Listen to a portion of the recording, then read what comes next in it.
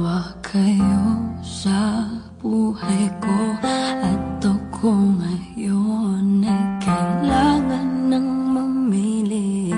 Isa lang ang maaari. Alam mo, narito ako lagi para sa'yo.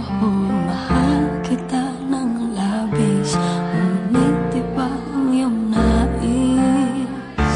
At siya'y narito, alay sa'ki wagas na pag-ibig.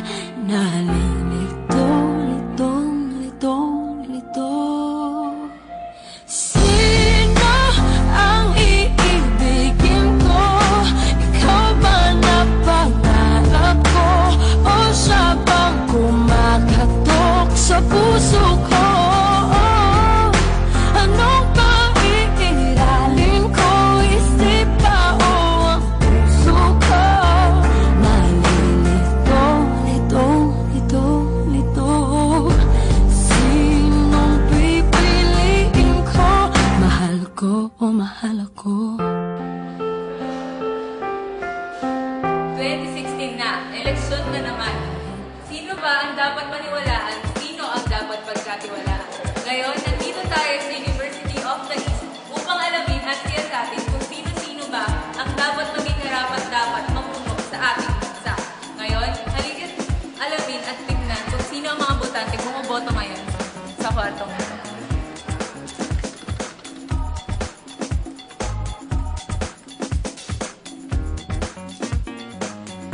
Mga kuya, nahihirapan mo kayo bumoto?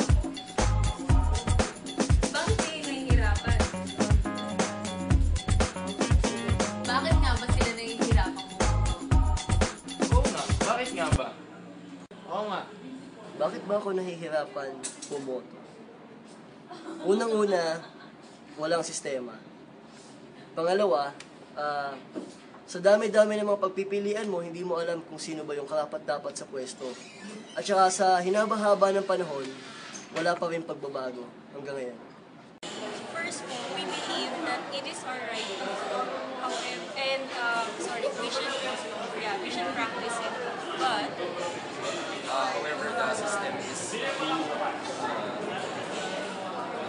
slow.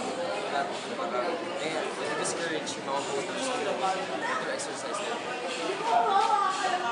for me, another factor is that the voter's ID. It took 1.5 years para makakuha ng isang voter's ID.